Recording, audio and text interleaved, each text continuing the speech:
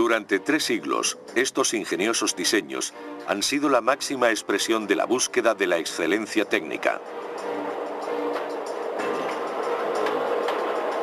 Y a través de muchas generaciones de progreso tecnológico, han tenido un profundo efecto en nuestra forma de trabajar y viajar. La máquina de vapor reemplazó al caballo. Los motores eléctricos y de gasolina sustituyeron a la máquina de vapor. Más tarde, el reactor llevó las cosas a un nivel superior. Y ahora, los motores microtecnológicos demuestran que menos es más.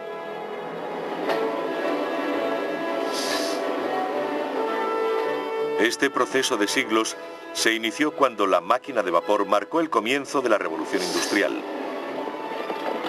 Liberó a la humanidad de su total dependencia de fuentes primarias de energía, como el viento, el agua y el músculo.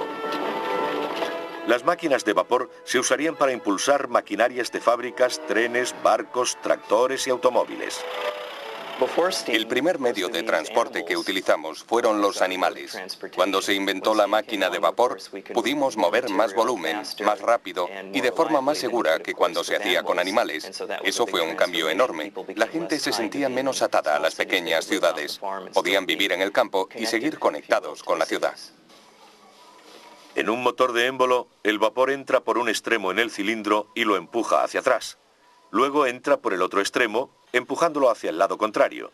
El vapor se genera en una caldera, un recipiente metálico donde se calienta el agua usando madera, carbón, aceite o gas natural como combustible. Una turbina de vapor es como un molino, con la diferencia de que sus aspas son movidas por vapor a alta presión en lugar de viento.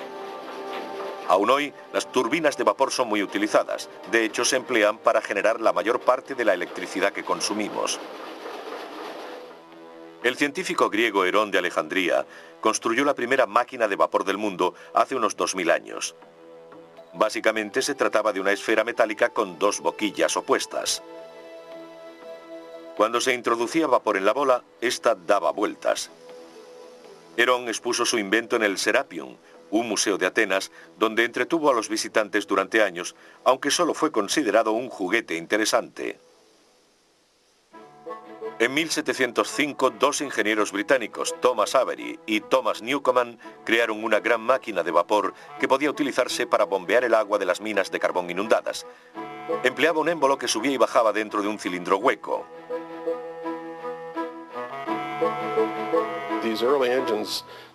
Estos primeros motores no tenían el engranaje necesario para convertir el movimiento de vaivén en otro de impulso rotatorio.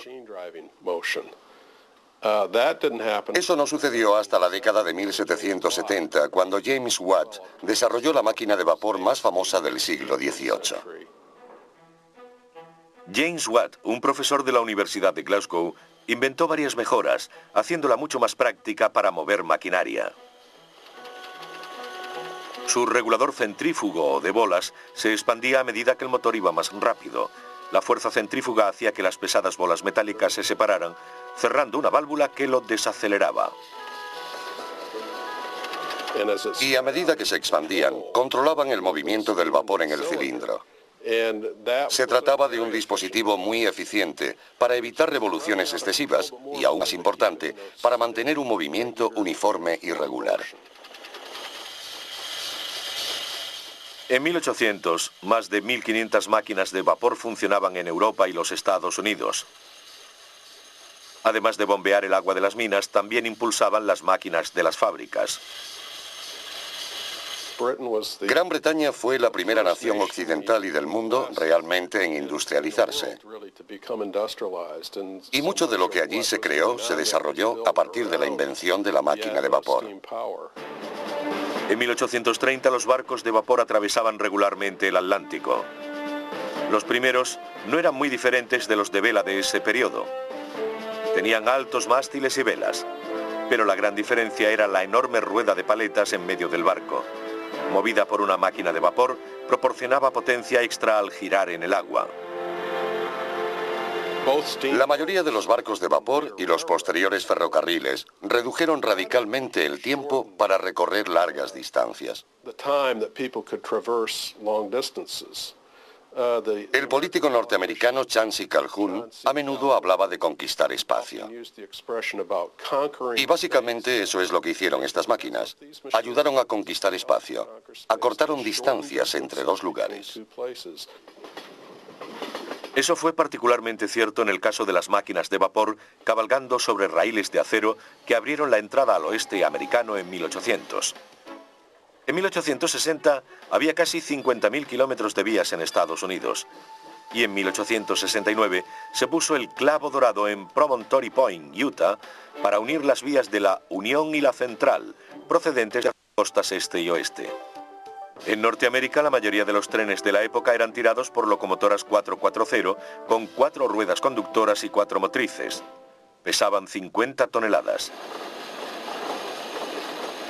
Otra importante aplicación fue en la maquinaria agrícola. En el campo, uno podía quemar paja para su maquinaria agrícola, madera, incluso carbón. La máquina de vapor era muy adaptable y aceptaba cualquier combustible. Eso la hizo ideal para el campo. Enormes tractores de vapor comenzaron a transformar la agricultura a finales del siglo XIX. Fue una época en la que términos como bestia, leviatán y otros parecidos fueron muy utilizados. Algunos de estos motores pesaban de 10 a 20 toneladas. Eran enormes. A mediados de siglo, un norteamericano, George Corliss, desarrolló la más importante máquina de vapor desde James Watt. Su nuevo sistema de regulación le permitía funcionar a un ritmo constante, haciéndolo ideal para la industria textil.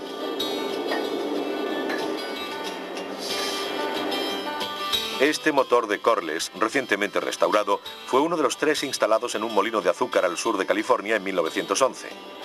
Durante 67 años impulsó maquinaria para la obtención de azúcar de remolacha.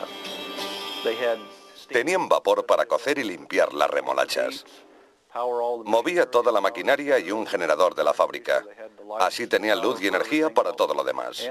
Y la fuerza motriz necesaria para la centrifugadora, extrayendo el azúcar de la pulpa de la remolacha. Era un sistema muy eficiente. La máquina de vapor lo hacía todo. El enorme volante pesaba 8.500 kilos y el conjunto unos 40.000. El motor de 300 caballos prestó servicio hasta 1978, cuando se derribó la azucarera Holly de Santa Ana. Un tipo completamente nuevo de máquina de vapor sin pistones fue presentado por 2 ingenieros a finales de 1800. Charles Parsons, de Gran Bretaña, y Carl de Leval, de Suecia. Y no es el único tipo de máquina de vapor que sigue hoy en uso. Las turbinas, que utilizan la presión del vapor para hacer girar las aspas de un rotor, son más compactas que los motores de émbolo y normalmente permiten temperaturas superiores y una mayor expansión del vapor. Todo ello implica más potencia. A principios de 1900 navegaban por el Atlántico varios buques impulsados por turbinas y en 1920 ya habían sustituido a los antiguos motores de émbolo en los grandes transatlánticos.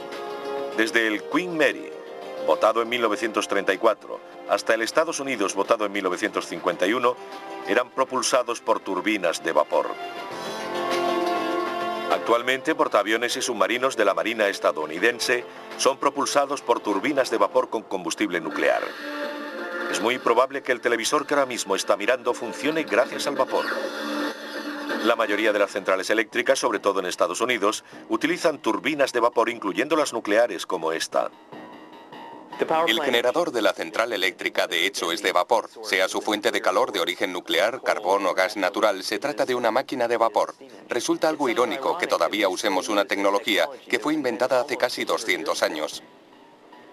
El agua circula a través del núcleo, adquiere el calor de la fisión y llega hasta los generadores de vapor, donde se convierte en vapor al instante. A continuación recorre los conductos de vapor hasta la turbina principal y la hace girar para producir electricidad. Puede que las turbinas tengan vigencia, pero los motores de émbolo llevan mucho tiempo en silencio. En Estados Unidos no se fabrican desde los años 50.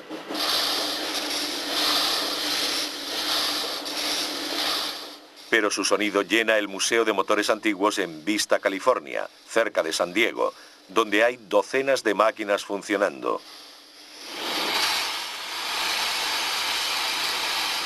En su día fueron impresionantes imágenes de una potencia sin precedentes.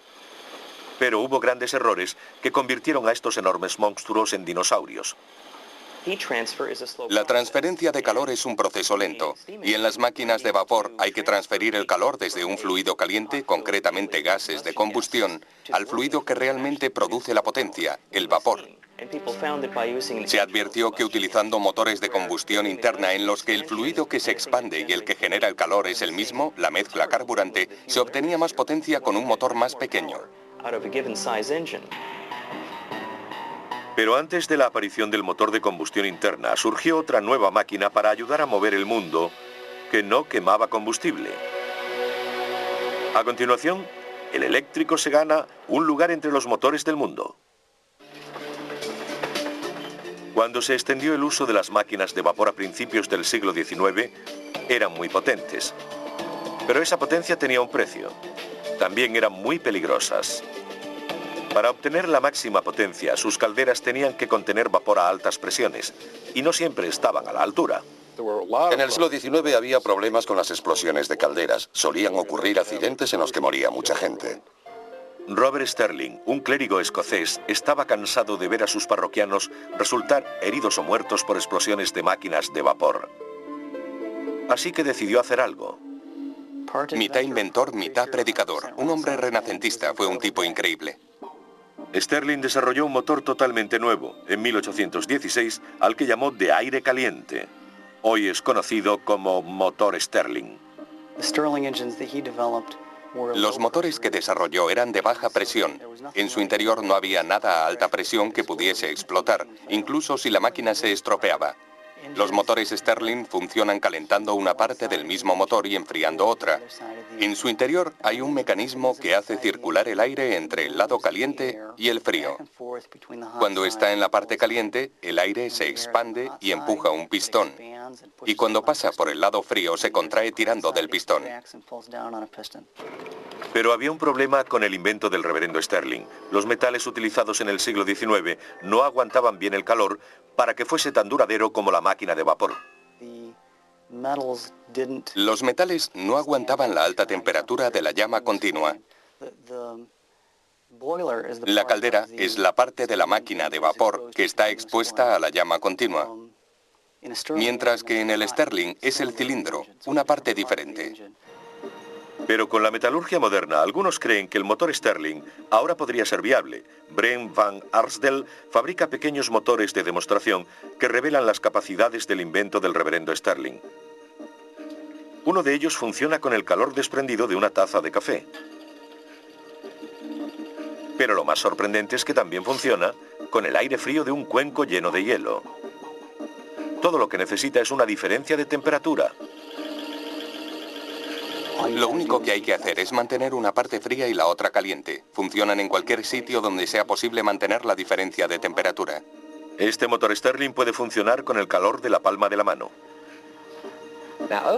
Durante décadas se ha intentado poner motores Sterling en vehículos y aún no es viable.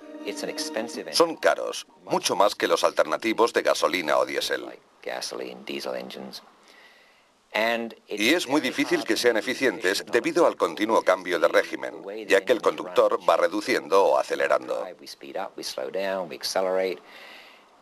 Eso dificulta el rendimiento permanente del motor, especialmente en un Sterling.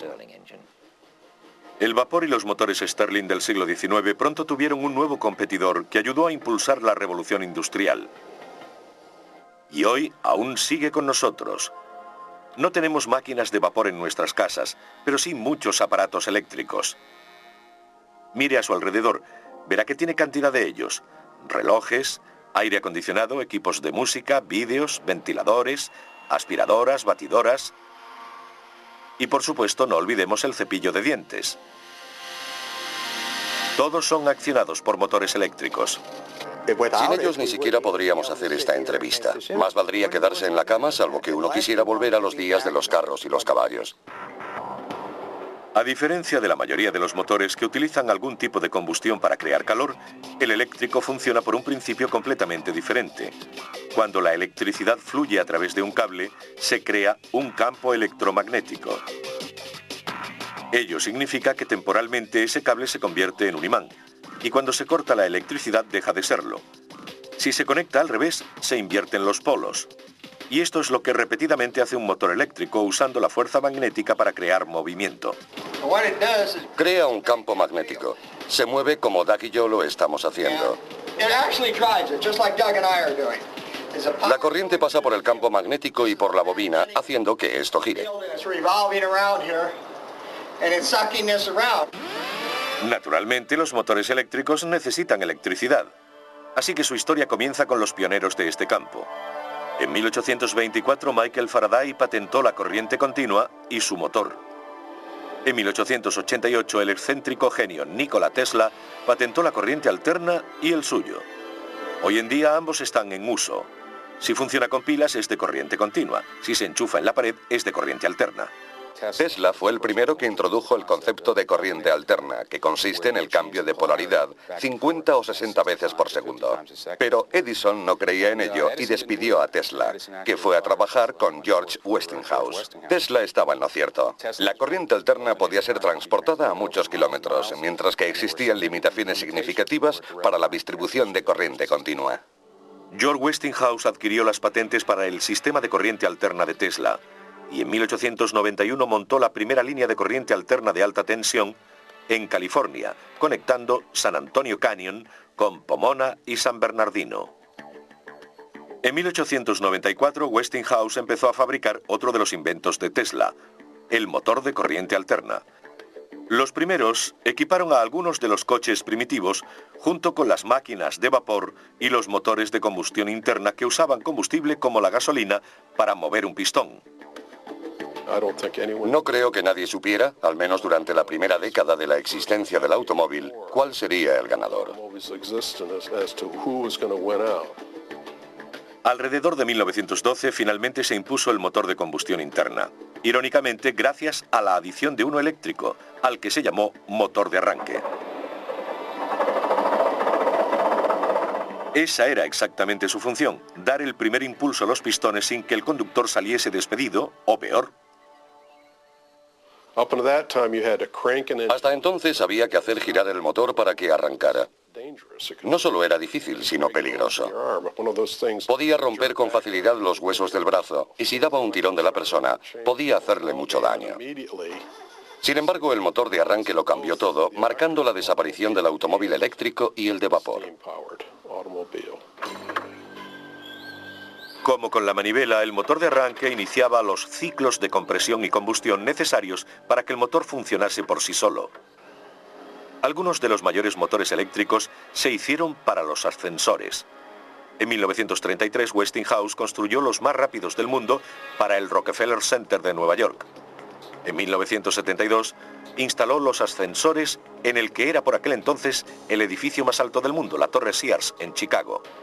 En la década de los 90, el motor eléctrico regresó al mundo automovilístico cuando la General Motors presentó el EV1, muy ligero de peso y con un fuerte chasis rígido. Además, tenía una de las carrocerías más aerodinámicas jamás fabricadas. Hay quien dijo que fue construido como un avión más que como un coche. Fue un fracaso y se canceló su producción en el 2000. Como sucede con todos los coches eléctricos, el problema es su limitada autonomía entre recargas. Si uno tiene prisa y solo puede recorrer 160 kilómetros parando 8 horas para recargar la batería, mejor se compra un carromato. No creo probable que en 10 o 20 años los vehículos eléctricos compitan con los estándar. La tecnología de las baterías no es lo bastante buena y cuesta mucho, aplicada a la escala que requiere la cantidad de energía necesaria para propulsar un vehículo. Si se redujera su tamaño y aceptásemos una autonomía limitada, los coches eléctricos podrían resultar interesantes, porque realmente no producen emisiones cuando circulan. Puede que ellos no contaminen, pero sí ocurre donde se genera la electricidad que necesitan para recargar sus baterías, ya que la mayor parte proviene de centrales que queman combustibles fósiles. Como los vehículos eléctricos precisan baterías de duración limitada o líneas aéreas a las que conectarse, han tenido más éxito en el transporte público que en el privado. Ciudades como Los Ángeles introdujeron los primeros tranvías eléctricos a principios del siglo XX. Y en algunas ciudades todavía existen. Prácticamente Todos los sistemas de metro y de transporte ferroviario ligero usan motores eléctricos. ¿Por qué llamamos motores eléctricos al resto de máquinas que impulsan nuestra vida cotidiana? Ese es un tema de debate, una discusión que podría mantener a científicos e ingenieros ocupados durante horas. A veces se refieren a él como el gran debate. No creo que haya una respuesta clara. Técnicamente usamos la palabra motor para designar a un dispositivo que toma energía de alguna fuente, como un combustible, y la convierte en energía que podemos utilizar para accionar algo. Personalmente, cuando pienso en un motor, lo hago en uno térmico. Yo soy termodinamicista y me refiero a motores térmicos. Incluso en la industria hay muchas incongruencias respecto a la nomenclatura. Yo no llamaría motores a los mecanismos básicos como los eléctricos. ¿Y cómo explicaríamos el nombre de los fuera borda que llevan motores en su interior? Es una buena pregunta. Nunca he dicho que fuésemos coherentes en cuanto al uso de esos términos. En la automoción, un motor puede ser una máquina eléctrica o de combustión interna. Entonces, ¿cómo llegó Detroit a convertirse en la ciudad del motor? Otra buena pregunta. A continuación, el motor de combustión interna crea una industria nueva en Motown y el mundo se vuelve loco por el automovilismo. En hora punta, en una ciudad como Los Ángeles, resulta terriblemente obvio cómo el motor de combustión interna cambió el mundo. La próxima vez que se encuentre en un atasco como este, piense en Etienne Renoir. Él diseñó el primer motor de combustión interna en 1860. Como las primeras máquinas de vapor, fue desarrollado para bombear el agua de las minas de carbón inundadas. Todo un éxito, se vendieron unos 5.000. En 1876, 16 años más tarde, Nicolaus Otto patentó el primer motor de 4 tiempos de combustión interna. Se utiliza en casi todos los coches actuales, por lo que deberíamos hablar de industria automovilística. Aún hoy, utilizamos el mismo ciclo de 4 tiempos y apenas lo hemos modificado. Hay un pistón dentro de un cilindro, una biela y un cigüeñal, como sencillo mecanismo para convertir el movimiento de subida y bajada del pistón en el movimiento rotatorio de árbol de transmisión. Es lo que inventó y lo que aún utilizamos. En 1892, Rudolf Diesel patentó el motor diésel. Es similar al motor de combustión interna corriente, salvo que no tiene bujías. Se aspira aire en el tiempo de bajada. Luego es comprimido en el de subida, lo que hace que aumente mucho de temperatura. El aire se calienta tanto que cuando se inyecta el gasóleo, la mezcla del combustible y el aire arde.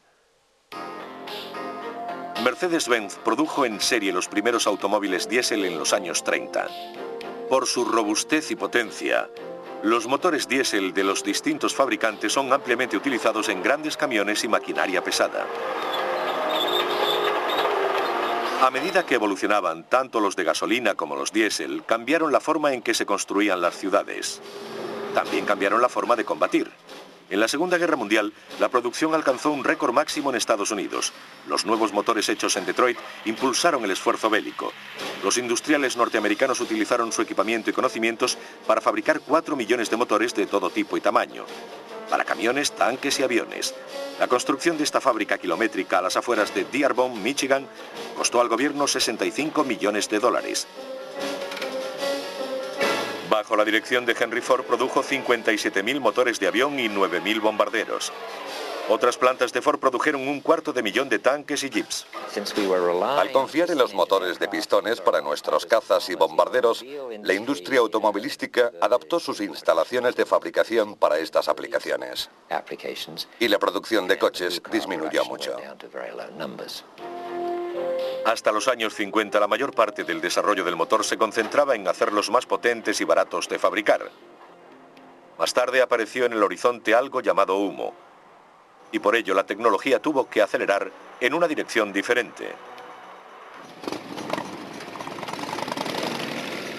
Los sistemas de control de contaminación presentados por todos los fabricantes de automóviles en los años 60 y 70 redujeron las emisiones, pero también disminuyeron la potencia, ya que reducían la toma de aire. Un motor que no puede respirar libremente es menos potente. En la vida del motor de combustión interna, la mayoría de los desarrollos han sido evolutivos, pero uno de ellos fue revolucionario. El inventor alemán Felix Wankel ideó un diseño nuevo y sencillo en 1924. Pero hasta 1957 no se construyó el primer motor rotativo Wankel verdaderamente funcional.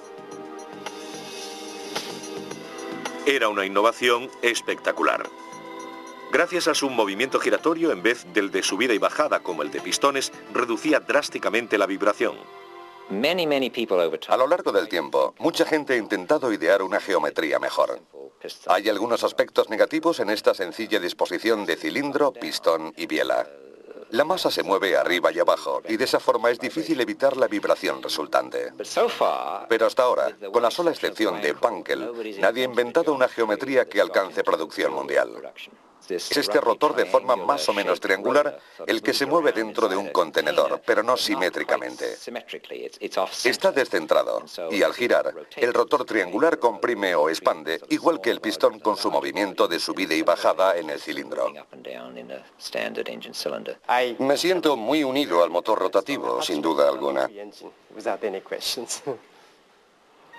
Kobi Kobayakawa, jubilado recientemente, dirigió el proyecto del gran éxito de Mazda, el RX-7 con motor rotativo.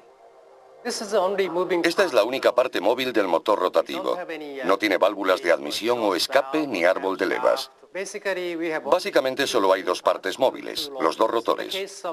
En cambio, en un V6 están los pistones, las bielas, las válvulas y el árbol de levas. Puede haber unas 50 piezas móviles.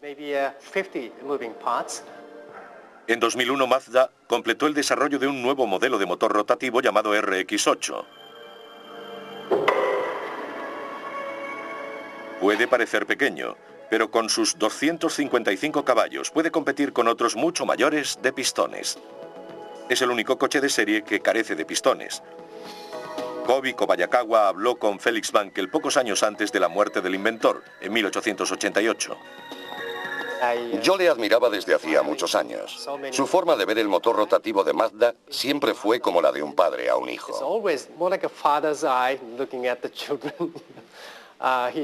Era muy amable y estaba muy contento con el esfuerzo llevado a cabo por Mazda y los resultados obtenidos con el motor rotativo.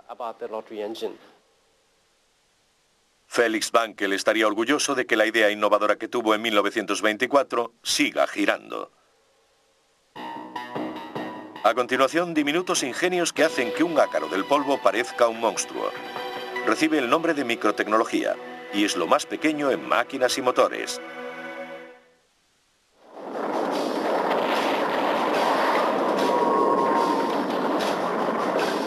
...1941. El mundo está en guerra.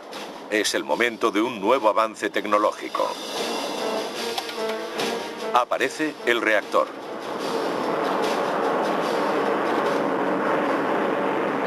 El motor a reacción es una turbina de gas. La rápida expulsión de los gases de escape por detrás proporciona el impulso. El compresor y la turbina comprimen los gases para suministrar el flujo a alta presión que es necesario expulsar, y la turbina suministra la energía necesaria para accionar el compresor. La restante es para la impulsión. Imaginemos que estamos haciendo galletas de una en una. Ponemos una pequeña cantidad de masa en una bandeja, la metemos en el horno, esperamos a que se haga y la sacamos. Pues eso es lo que hacemos en el motor de combustión interna de pistones alternativos. Entra la mezcla carburante, punto. Se comprime, punto. Arde y se expande, punto. Se expulsa, punto. Es un constante empezar y acabar. Mientras que en el reactor se trata de un solo proceso continuo. Todo comenzó hace unos 60 años, cuando Gran Bretaña y Alemania se afanaban por crear el primer avión a reacción. En 1941, Alemania fue la primera con un caza prototipo, el AG-280. Un año más tarde tenían otro incluso mejor, el ME-262. Fue el primer avión a reacción del mundo fabricado en serie. El primer reactor británico, el caza Gloster Meteor, hizo su primer vuelo de prueba en marzo de 1943. Desde entonces se ha evolucionado hasta llegar a esto. Airbus Industries desarrolla lo que algunos llaman el Super Jumbo. Un avión de 2 plantas, un 50% mayor que el Boeing 747 y capaz de transportar de 600 a 700 pasajeros.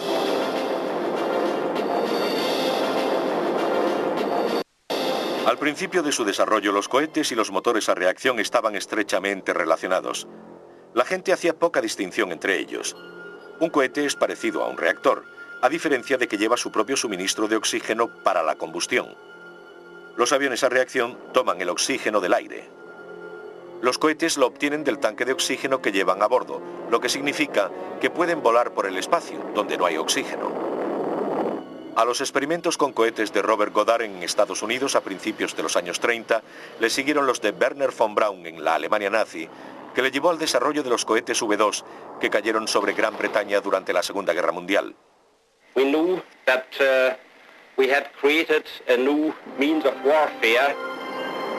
La tecnología de cohetes de Goddard y von Braun permitió futuros desarrollos como la ruptura de la barrera del sonido por Jacques Jiger en 1947, el lanzamiento del satélite ruso Sputnik en 1957 y el alunizaje del Apolo 11 en 1969.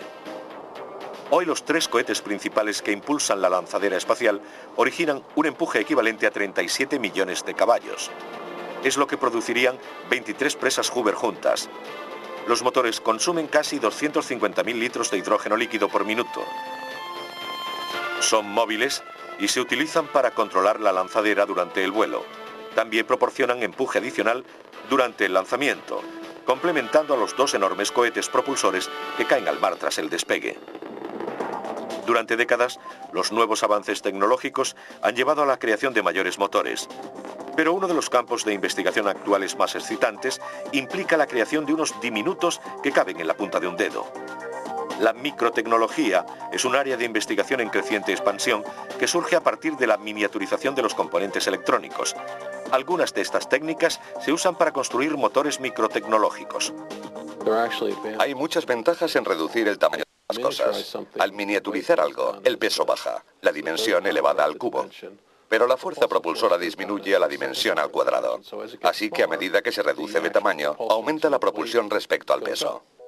El profesor Martin Schmidt del Instituto de Tecnología de Massachusetts ha desarrollado un motor a reacción del tamaño de un sello de correos. ¿Pero por qué lo hizo? En primer lugar, porque es muy divertido. Y en segundo lugar, porque hay muchas aplicaciones para este tipo de propulsión, como aviones o satélites en miniatura. Los diminutos motores a reacción del profesor Schmidt funcionan exactamente igual que los de un Boeing 747. Este sería un motor de turbina, donde el aire accedería a través del hueco central. Luego se inyectaría el combustible por una serie de puertos que hay aquí.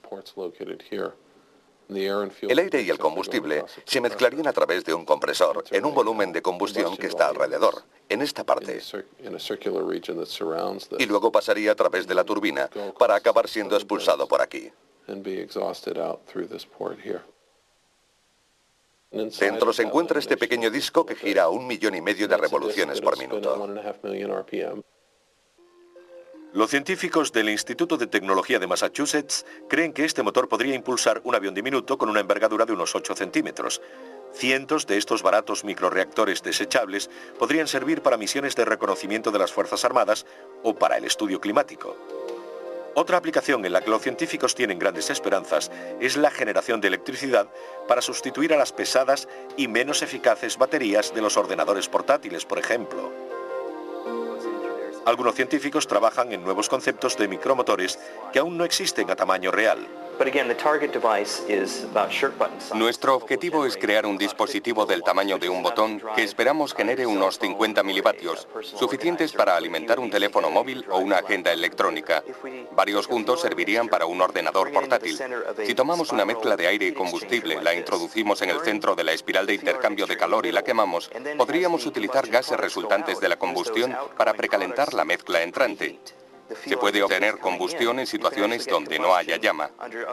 Si ponemos en estas paredes dispositivos llamados materiales termoeléctricos, podríamos utilizarlo para generar energía eléctrica. Algunos motores microtecnológicos tienen engranajes del tamaño de un grano de polen y dientes del tamaño de un glóbulo rojo. Si se quiere hacer que uno microtecnológico parezca grande, solo hay que ponerlo junto a otro nanotecnológico. Las nanomáquinas son tan pequeñas que ni siquiera pueden verse con un microscopio. Nano significa 1.000 millonésima, así que aquello que mida la 1.000 millonésima parte de un metro tendrá un nanómetro, algo a menudo discutido. Si ponemos 10 átomos en fila, esta medirá alrededor de 1 nanómetro. Los orígenes de la nanotecnología se remontan a 1959, cuando el desaparecido científico Richard Feynman dio una conferencia legendaria en el Instituto de Tecnología de California. La tituló «Hay mucho sitio en el fondo». Si profundizamos lo suficiente, todos nuestros dispositivos pueden ser producidos en serie a fin de ser copias absolutamente perfectas unos de otros. Quiero construir 1000 millones de fábricas diminutas, exactamente iguales, que trabajen simultáneamente taladrando, estampando. El asunto consistía en hacer las cosas cada vez más pequeñas. Y él no veía ninguna violación de las leyes físicas, por ejemplo, la de la termodinámica, para crear cosas realmente pequeñas. Es mi intención ofrecer un premio de $1000 a la primera persona que construya un motor eléctrico operativo de 0,2 centímetros cúbicos. El premio fue reclamado hace años, pero el profesor Ross Kelly de la Universidad de Boston quiso superar el desafío de Feynman. Pretendemos crear una especie de molécula que es mucho más pequeña que la medida que él fijó. Así, 40 años después, intentamos dar una respuesta final al desafío, haciéndolo a la menor escala posible. El profesor Kelly tuvo éxito al manipular 78 átomos para crear un motor consistente en una sola molécula personalizada. El diseño original, que por supuesto es mucho más pequeño que esto, consta de 2 partes. Una giratoria que parece un engranaje con 3 aspas y otra que hace las veces de trinquete. Se suponía que debía rotar así. Cada esquina representa un átomo de carbono con uno de hidrógeno, que está conectado a la esquina siguiente por un enlace entre los 2 átomos de carbono.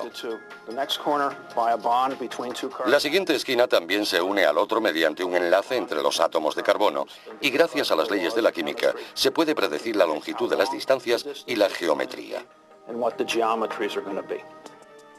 En otras palabras, incluso a pesar de ser tan diminuto que es imposible verlo, Kelly sabe que ha creado una molécula cuyos átomos funcionan como un motor.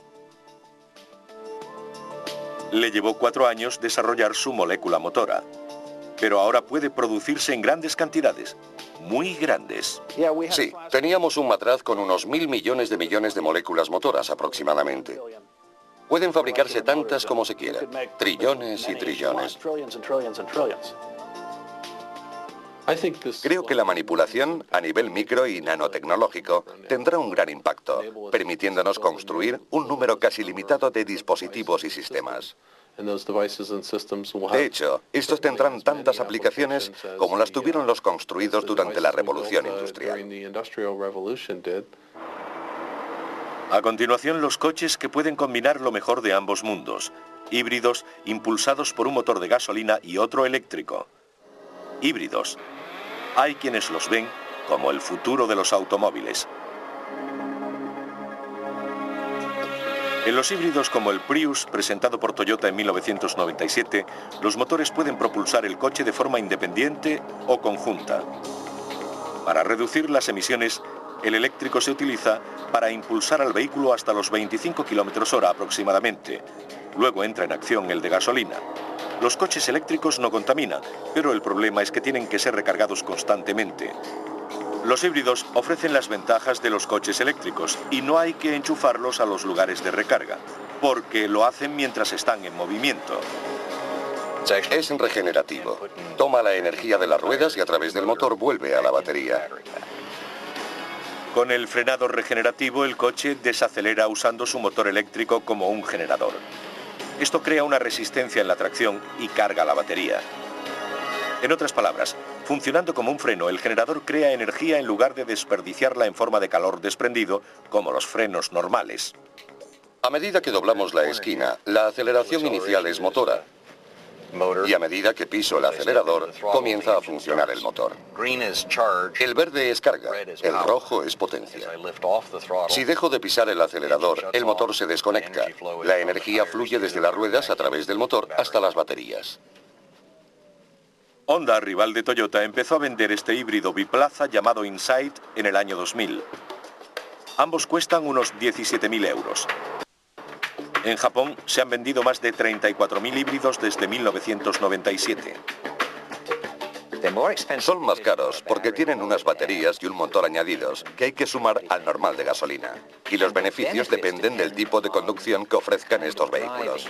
En Japón casi doblan las ventas de vehículos diésel, ya que sus autovías están muy congestionadas. La conducción es lenta y hay que estar todo el tiempo parando y arrancando. Si lo comparamos con el tipo de conducción que tenemos en Norteamérica, donde las autovías están menos congestionadas y conducimos a más velocidad y mayores distancias, los híbridos no resultan tan atractivos. Los trenes han utilizado el concepto de híbridos desde hace años. Las locomotoras que llamamos diésel son realmente diésel eléctricas, con un potente motor diésel que genera electricidad para que los motores eléctricos muevan las ruedas. Sin embargo, los híbridos no son la única esperanza del futuro de los automóviles. También está el hidrógeno. En el año 2000, BMW presentó el primer coche de fabricación en serie del mundo que podía trabajar con hidrógeno o gasolina. Cuando se cambia el modo para que funcione con hidrógeno, es como desactivar la contaminación. Lo único que sale del tubo de escape es vapor de agua. Pero el hidrógeno tiene un precio. La pregunta clave es, si alguien quiere hidrógeno, ¿dónde lo consigue? La forma más económica de obtenerlo es a partir del gas natural, que contiene carbono. Así que al producir hidrógeno, liberamos carbono a la atmósfera, algo que no ayuda mucho al efecto invernadero. Si obtuviésemos el hidrógeno a partir de la energía nuclear o solar, quizás pudiéramos encontrar una forma económica de hacerlo sin liberar dióxido de carbono.